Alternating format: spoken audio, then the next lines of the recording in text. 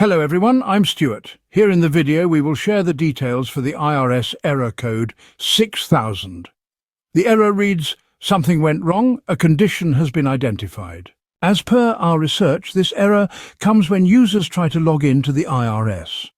As per the information shared on the IRS website, this error means that there is a security condition that is preventing you from accessing the IRS online service, and you will not be able to use the IRS at this time.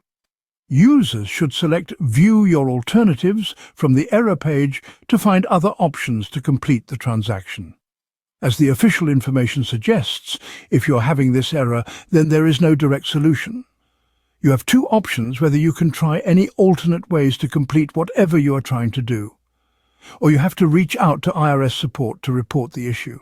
When you're contacting IRS support, make sure to explain the issue and tell them that this error is coming from the IRS end. Thank you so much. This is all we have for this error. If you like this information, don't forget to subscribe. It will be a great support.